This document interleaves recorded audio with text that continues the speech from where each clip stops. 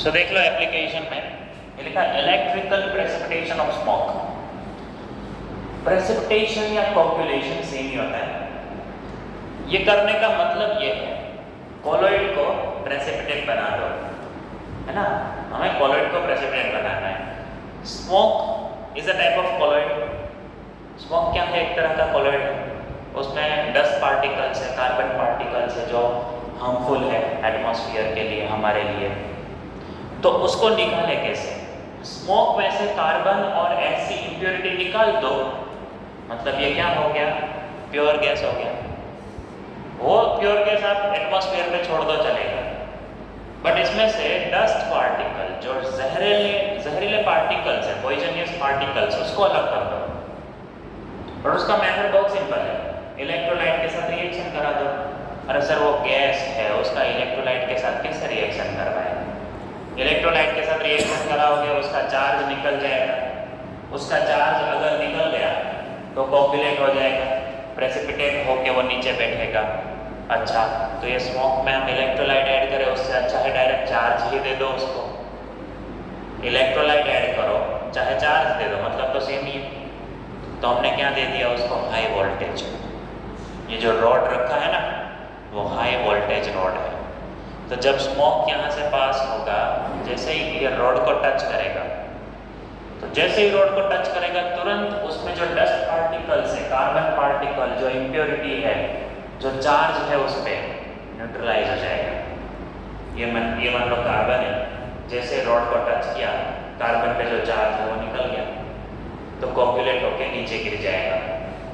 नीचे गिरेगा in form of precipitated S. ये जो एस नीचे गिरा वो कैसा है? प्रेसिपिटेटेड। प्रेसिपिटेट बन के ये नीचे गिरा है और प्योर गैस बाहर निकल गया। इसके लिए हमने हाई वोल्टेज दिया। तो ये इंस्ट्रूमेंट को कहते हैं कॉट्रेल स्मोक प्रेसिपिटेटर। लिखा है ना नाम नीचे, देखो। तो जो गैस चिमनी होता है ना, चिमनी कोई भी इंडस्ट्रीज में, बस वो चिमनी में ही ये रख देना। चिमनी में यहाँ से स्मोक एंटर होगा, फिर गैस निकला और यह गैस चिमनी से बाहर निकल जाएगा। लोग दूर दूर दूर दूर दूर ऐसे। तो इतना ही करना है, गैस स्मोक जो है वो प्योरीफाई हो जाएगा, हार्मफुल गैस बाहर निकलेगा नहीं। अब ये गैस जो है वो इतना हार्मफुल नहीं है। इलेक्ट्रिकल प्रेसिपिटेशन, कोई डाउट इसमें? नेक्स्ट मेथड देखो, प्योरिफिकेशन ऑफ ड्रिंकिंग वाटर। अब प्योरिफिकेशन के लिए वैसे तो हम फिल्टर यूज करते हैं, बट उसमें नॉर्मल आपने सिर्फ यूवी यूज किया तो उसमें कोलॉइडल पार्टिकल का यूज नहीं किया। अगर आपने उसमें रिवर्स ऑस्मोसिस यूज किया, RO, तो भी आपने इसका यूज नहीं किया। इसका यूज कब कहलाता है? जब जो पानी है, वो पानी में जो पार्टिकल्स है कोलॉइडल फॉर्म में, छोटे छोटे पार्टिकल जो कोलॉइडल फॉर्म में है, उसमें आप इलेक्ट्रिसिटी पास करके ये पार्टिकल का प्रेसिपिटेशन करा दो। इम्प्योरिटी का क्या करा दो? प्रेसिपिटेशन। बोले सर इतना क्यों करना है, फिल्टर से हो जाता है। भाई हम घर के पानी की बात नहीं कर रहे हैं। ये जो इंडस्ट्री का पानी है उसको ड्रिंकिंग के लायक बनाने के लिए, इंडस्ट्री के पानी को पोर्टेबल बनाने के लिए क्या करेंगे? मतलब अंकलेश्वर की जो म्यूनसिपैलिटी है उसको लोगों के घर घर के लिए पानी भेजना है फिल्टर करके, तो वो कैसे प्योरीफाई करें? तो जो पानी मान लो रिवर से लिया तो बहुत ही गंदा होगा, बहुत सारी इम्प्योरिटी होगी। उसमें अगर RO कैंडल यूज करने जाएंगे एक दिन में खराब हो जाएगी।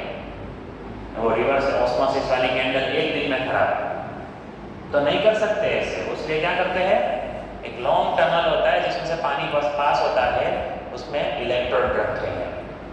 वो क्या करेंगे, इसमें जो भी इम्प्योरिटी है उसको प्रेसिपिटेट बनाएंगे। प्रेसिपिटेट बन के नीचे बैठ गए, फिर यहाँ फिल्टर होता है, उसमें से सिर्फ पानी पास होगा, ऐसे प्रेसिपिटेट पार्टिकल्स पास नहीं हो सकते।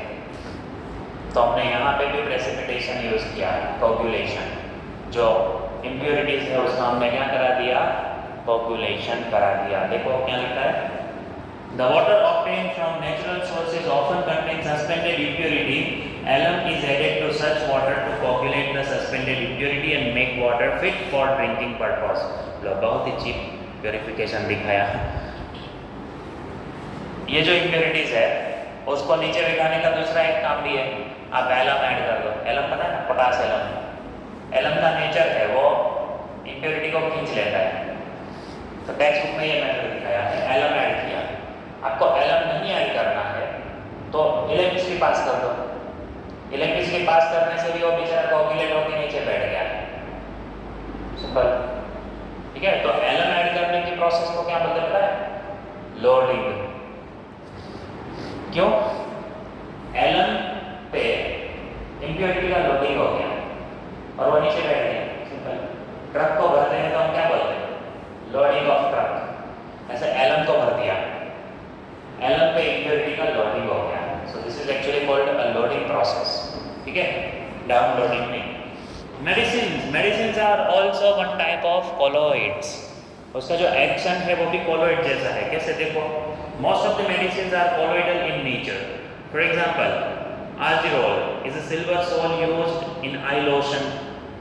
आई लोशन में जो यूज करते हैं, जो आई ड्रॉप्स है, ईयर ड्रॉप्स है, ये भी सारे इमल्सन ही है ना, क्योंकि उसमें बहुत सारे ऐसे कंपोनेंट है, या आप बोल सकते हो वो लिक्विड सोल है ना, एक्वासोल। They are aquasol. क्यों?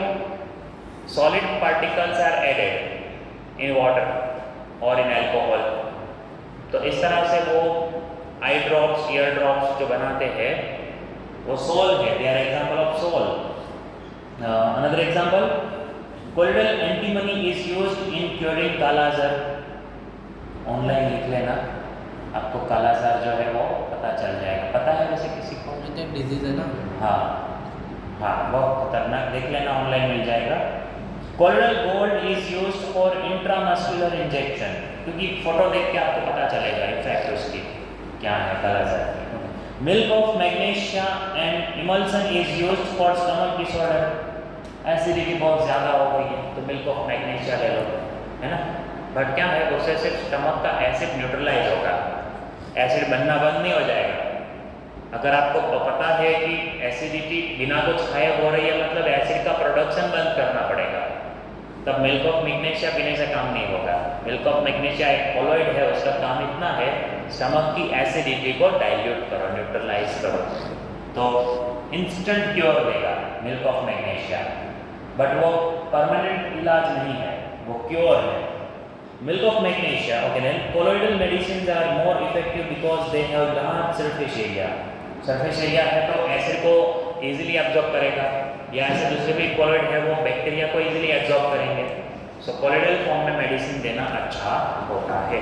अब देखो, बहुत सारे मेडिसिन है वो कैप्सूल के फॉर्म में देते हैं, है ना। वो कैप्सूल के फॉर्म में क्यों देते हैं? अंदर जाएंगे तो क्या वो ऊपर का जो लेयर है वो HCl की वजह से डिकम्पोज हो जाएगा, तो छोटे छोटे पार्टिकल्स है ना वो स्टमक में रिलीज हुए, इजीली डिसोल्यूशन होगा और इजीली रिएक्ट होगा, फास्ट रिएक्शन देगा। अब ऐसा नहीं करना है कैप्सूल खोल के पी लो। कैप्सूल को ऐसा खोल के पी लेंगे, भाई कैप्सूल क्यों दिया है, प्लास्टिक का लेयर क्यों दिया है? कि उसमें जो कंपोनेंट है वो बाकी सारे ट्रैक को, एसोफेगस को नुकसान कर सकता है, साइड इफेक्ट होगा, फिर उसका जलन होगी। ऐसा तो कभी ऐसा नहीं करना है, प्लास्टिक के हार्मफुल फॉर बॉडी, निकाल दो, दाने P low direct, don't do that. Okay, tanning. Tanning का सिंपल मतलब होता है आप कोई भी चीज़ को चमकाना चाहते हो, कलर करना चाहते हो।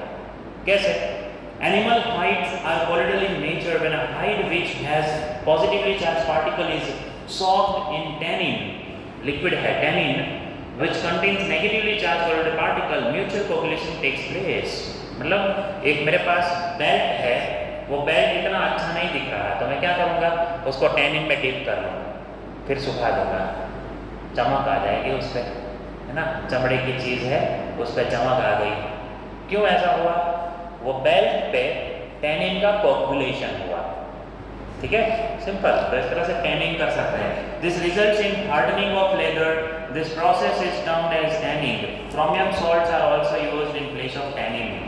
क्रोमियम सॉल्ट यूज कर सकते हैं, और ये क्रोमियम सॉल्ट है ना, पहले के ज़माने में तलवार बनाने में भी यूज़ होता था। तलवार है ना, इतना अच्छा नहीं दिखता था, तो क्रोमियम सॉल्ट का लेयर उसके ऊपर लगा देते थे। तब भी पता था वो लोगों को क्रोमियम सॉल्ट बोलो, और वो सॉल्ट से क्या चमक ज़्यादा हो जाती थी। और दूसरा, स्टेनलेस स्टील की प्रॉपर्टी उसमें आ जाती थी, रस्टिंग नहीं होता था। Then cleansing action of soaps and detergent, ये तो देख लिया डिटेल में। मिसाइल्स, तो वो एक एप्लीकेशन हो गया।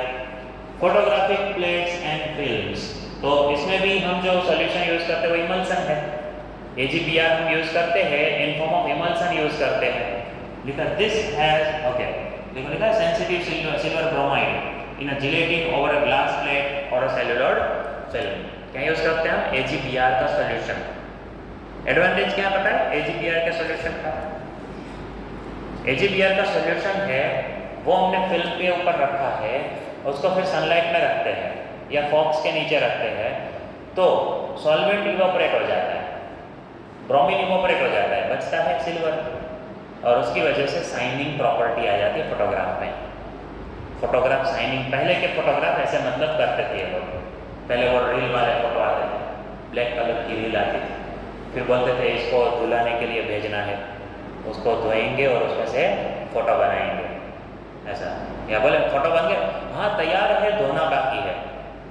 तो मतलब फोटो को धोना, मतलब फोटो को धोना का मतलब है सिल्वर ब्रोमाइड के सॉल्यूशन में डुबाते हैं, फिर उसको ड्राई करते हैं, तो फोटो में चमक आ जाती है। अभी ज़रूरत नहीं है, अभी चमक लाने के लिए बहुत सिंपल प्रोसेस है। फोटो प्रिंट करो, ऊपर प्लास्टिक का लेयर लगा दो, प्लास्टिक की वजह से चमक आ जाती है। प्लास्टिक ऐसे करोगे तो चमकता है कि नहीं? अभी के फोटो ऐसे है, या तो केमिकल ही ऐसा डाल देते हैं डायरेक्ट, है ना। केमिकल जो कलर यूज होते हैं वो कलर ही ऐसे CMY के प्रिंट जो निकालते हैं वो कलर ही इतने शाइनिंग होते हैं। हम RGB बोलते हैं ना, red green blue, RGB 3 colour. ये ग्राफिक्स वाले RGB नहीं बोलते, वो बोलते हैं CMYK, सियान, मैजेंटा, येलो एंड ब्लैक। सियान, मैजेंटा, येलो, ब्लैक, ये 4 वर्ड है, इसमें पूरा कलर यूज करते हैं। Next, rubber industry, latex. Latex जो लिक्विड है वो क्या है? वो एक कॉलॉइड है ना।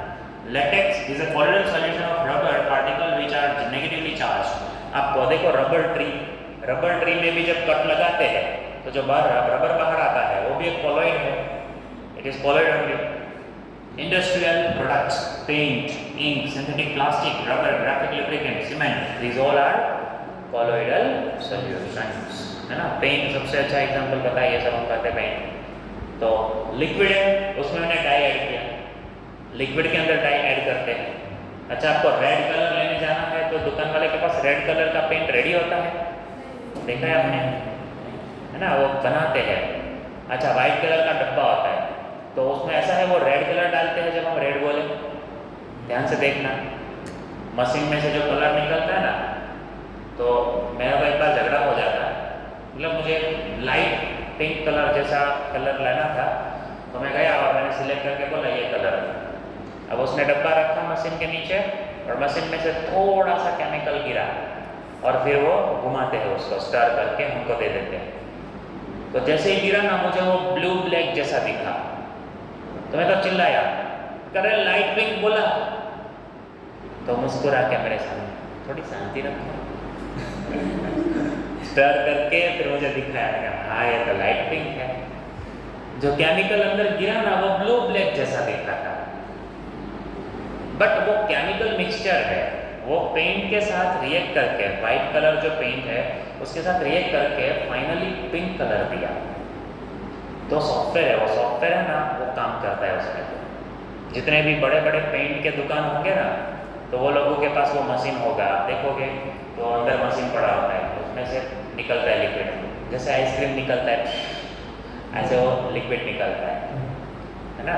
और वो लिक्विड, वो मशीन में फिर मैंने देखा, फिर मेरा इंटरेस्ट जाग गया, इसलिए मैं दुकान में अंदर गया, मैंने देखने दो, तो वो पीछे कनेक्टेड है सारे अलग अलग कलर के सिंपल टोनर से, वो टोनर होते हैं। अब आप जो कलर मांगोगे वो टोनर में से कॉम्बिनेशन करके वो लिक्विड डालेगा, और इसीलिए वो कलर के कोड दिए हैं कंपनी ने। अब दूसरी बार जाके बोलोगे लाइट पिंक, नहीं, ऐसा नहीं मिल सकता लाइट पिंक। आप पहले कौन सा नंबर ले गए थे वो बोलो। अब लाइट पिंक में वो लोगों के पास 10 वैरायटी है, 301, 302, 303, तो याद रखना है। कभी भी घर पे कलर करते हो तो ऐसे याद रखना है कौन सी कंपनी का कौन से नंबर का कलर लिया था। फिर कभी पता चले थोड़ा कलर पानी की वजह से बिगड़ गया है तो वो रिपेयरिंग करके फिर कलर करना है, तो वहाँ पे वापस वो कलर हम ला सकें, वरना फिर डिज़ाइन बनाना पड़ेगा, है ना, आर्किटेक्चर की तरह वहाँ पेंटिंग लगा दो ऐसा। सो यहाँ कोलोइड खत्म हुआ, है ना।